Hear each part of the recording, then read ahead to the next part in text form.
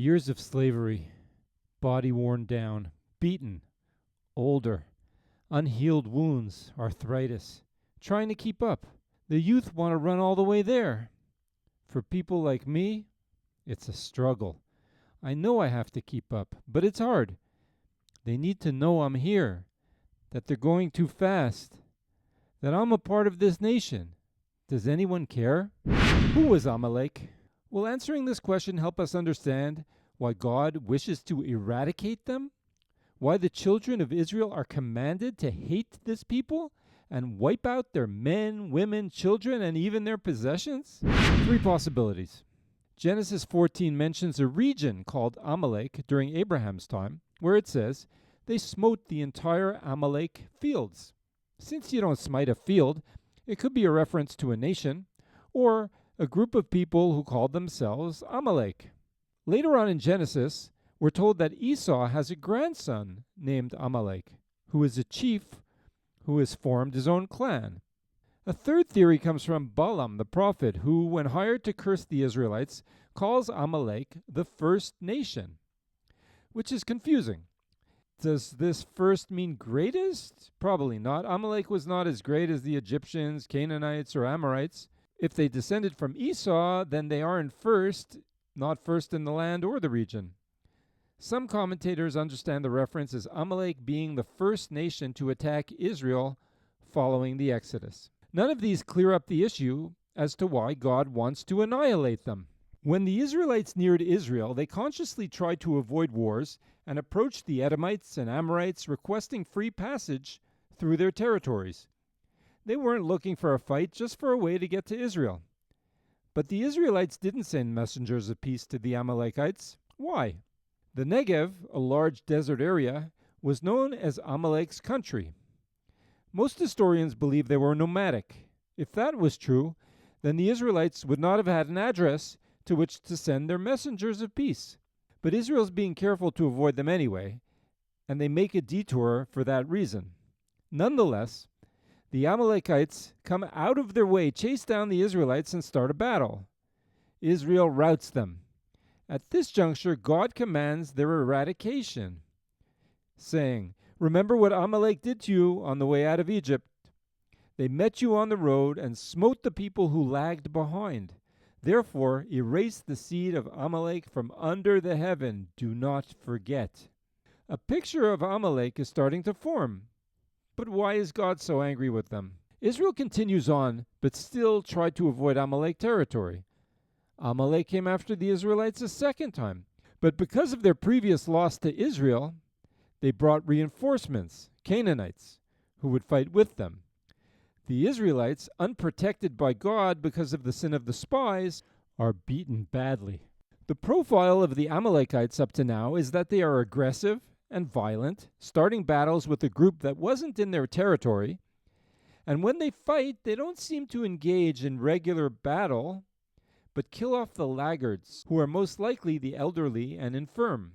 We can see why God doesn't like them, but to introduce a policy of genocide against them, even against their possessions, seems extreme.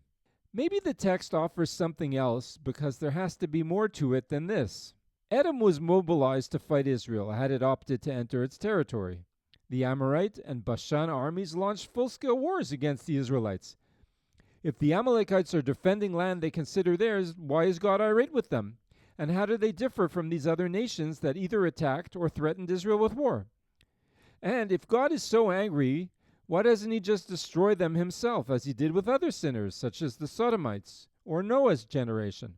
Perhaps we've overlooked something significant in the text. The text says Amalek came and warred with Israel in Rephidim. The keynote word for understanding what sets Amalek apart may be the first word, vayavo, which means "and they came." This seems to imply they came out of their way to attack the Israelite camp. Similarly, Haman, the Agagite, Agag was the name of the Amalekite kings, from the scroll of Esther, has the same word associated with him. In one of the most powerful verses in the Megillah, Esther scroll, Haman is on his way to the palace to see King Ahasuerus in order to demand permission to hang Mordechai the Jew. At that exact point, the text says, Vayavo Haman, And Haman came. This is the same word used to show Amalek coming aggressively and out of their way to try to kill the Jews. The first thing that stands out as different about Amalek is that they come out of their way to kill Jews, Israelites, but there's more. They don't fight fairly, but prey on the weak and vulnerable people who are struggling to keep pace with the nation as it moves through the desert. This is a big issue. Let's examine why. If they were attacking a nation of people who were only passing through a vast desert, then the text suggests that they were people who lived with a strict code of violence. One can see the same characteristics in Haman generations later, where for one man, Mordecai, not bowing down to him, he was ready not only to hang him on the gallows, but to wipe out his entire people. Living a life with no compassion or mercy, especially for those who need it the most, the vulnerable and the weak, is likely what God is most upset about. His command to Israel to erase the seed of Amalek from under the heaven is about creating a society of mercy and compassion, especially for those who are the easiest to sacrifice, those who can't keep up with the pace of the majority. The final words of that quotation are vital. Do not forget. Don't forget what Amalek did, but also don't forget about those who can't keep up. They're important as well and must be protected and treated as equals with everyone else. You can't command a society to be merciful and compassionate. It's up to the people to wipe out Amalek. They will come when you least expect them and attack your weaknesses and vulnerabilities in a way that might have you react accordingly with violence and ruthlessness. This is what God is cautioning the children of Israel not to become, individually and societally.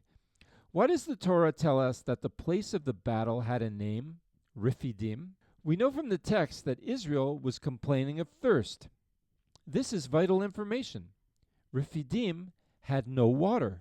The Amalekites were attacking Israel at a place with no intrinsic value. Rephidim didn't even have water. This seems to be why God commands Israel to annihilate Amalek. It doesn't look like they're protecting any valuable resources, only killing the weak.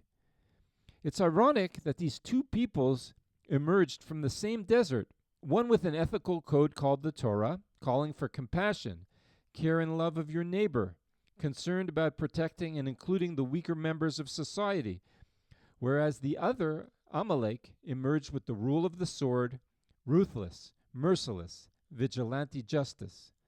It's the antithesis of God's Torah and people, and maybe that's exactly the point. Why did Amalek attack the Israelites? They weren't fighting to prevent the loss of land, homes, or possessions. It was a fight to destroy rather than to defend or build.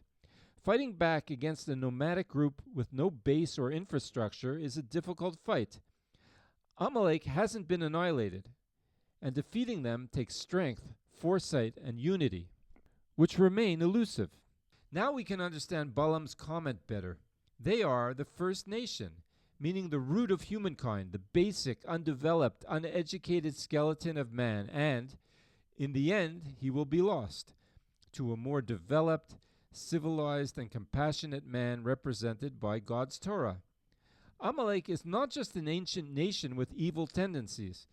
They are a human impulse to neglect and exploit the weak and the vulnerable. This is what should never be forgotten. If God wiped them out himself, other Amaleks would emerge. They always do. It's up to us to be wary, vigilant, and work hard to confront and combat Amalek in whatever form they appear, so that we can have a better, more merciful, and compassionate society. Thanks for watching.